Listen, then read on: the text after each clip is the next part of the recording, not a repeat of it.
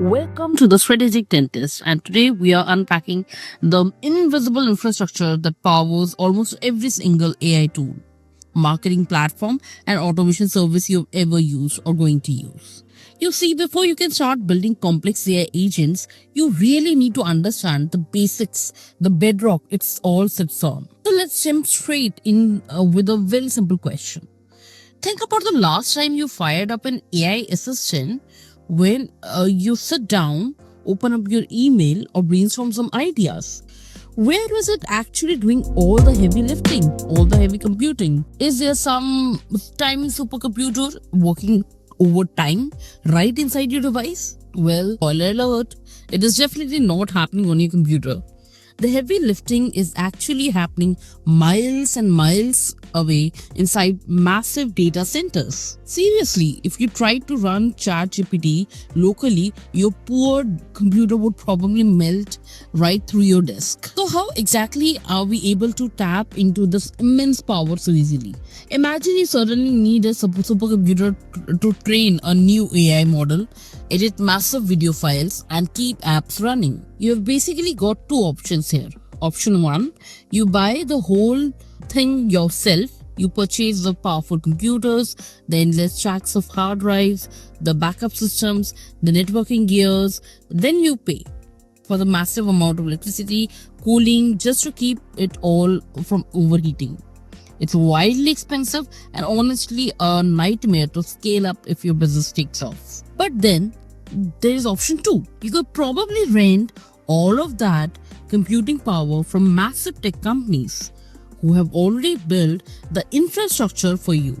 Getting down to it, cloud computing is really just the delivery of these services over the internet. Instead of buying your own servers, you are just renting servers, storage, databases, and even the really complex AI models. And the absolute best part, it's a financial upside. It's usually a pay as you go model. You're only paying exactly what you use, which completely wipes out the need for huge upfront investment. Moving on to section 2, the electrical analogy. I love this analogy because it really hits the nail on the head.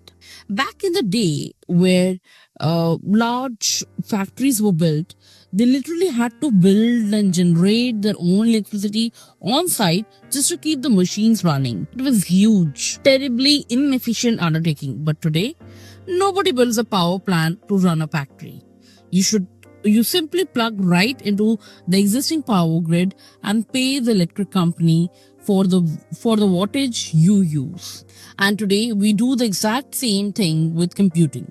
We plug into the computing instead of buying our own massive servers. And think about it, almost everything we use every single day already lives out on computing grid. When you open Gmail, those emails are stored in Google servers, not your laptop's hard drive. Same goes for Google Drive, Canva, Notion, Airtable, Cloud. Your web browsers is essentially just a gloss window looking into software that's running somewhere entirely different location. Next comes the core building blocks. When you strip it all down, there are basically 3 main things you're renting out there in the cloud. First up is storage. That's what holds all your files, your databases, your photos. Think Dropbox. Second is computing power. This is a muscle.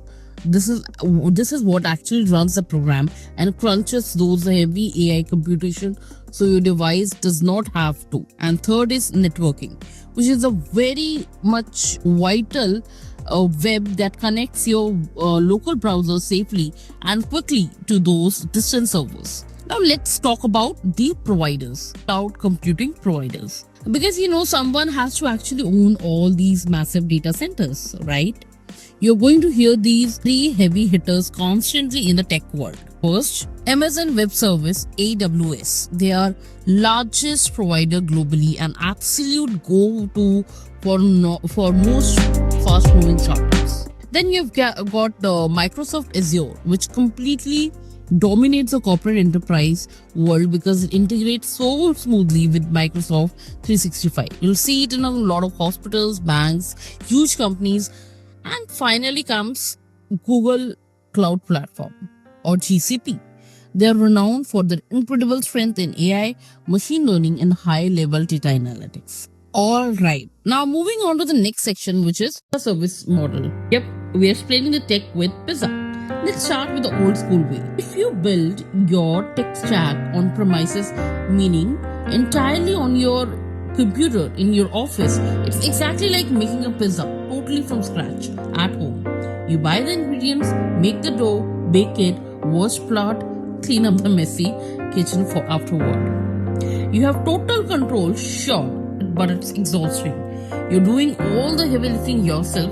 Now step into the cloud with infrastructure as service or IaaS. It's like renting a commercial kitchen. The cloud provider handles the building, the oven, the hardware, infrastructure, but you still have to bring the ingredients and cook the application yourself. You manage the operating systems and apps, but you never ever have to worry about physical server breaking down. Take it one step further with platform as a service. Now you've got the kitchen and all the prepped ingredients. You don't manage the underlying operating systems or servers at all. You just bring your code, your recipe, focus entirely on deploying your app. The platform handles the rest. This is absolutely perfect for developers who just want to cook without worrying about maintaining the equipment. And finally, the one we all literally use every single day, which is SAP as a service. This is just ordering pizza delivery. You don't cook, you don't prep, you don't manage any ovens. You just open your browser, kick back and consume the finished products, Gmail. The providers manage literally everything. You just enjoy the software. Then comes powering AI bringing it all together. The reality is that every single major AI workflow we talk about, from utilizing cloud and ChatGPT to setting up automations in Make.com to building complex rack system, is completely dependent on these cloud services. If you want to build an AI agent, it needs cloud API for computer power. If you want a database that actually understands context, it requires a cloud vector database. The cloud empowers you to access all of this without needing to drop hundreds of thousands of dollars on enterprise grade hardware. It completely levels the playing field. It really put into perspective just how incredibly fast all of this works together. Think about journey of a single everyday ChatGPT prompt. You type a prompt, boom, request sent. It travels over the internet, hits OpenAI's massive cloud servers and their immense computing power processes and requests through the AI model. A response is generated and is fired instantly back to your screen. It's a process requiring millions of softwares, millions of dollars of hardware, and executed flawlessly in mere seconds, all because of the cloud. The cloud has completely revolutionized technology. It smashed that physical hardware barrier, which means you're just sitting right now from your completely revolutionized technology.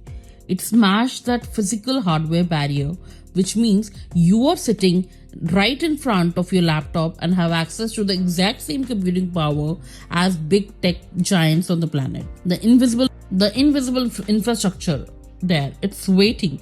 So the only question left is, what are you going to build next?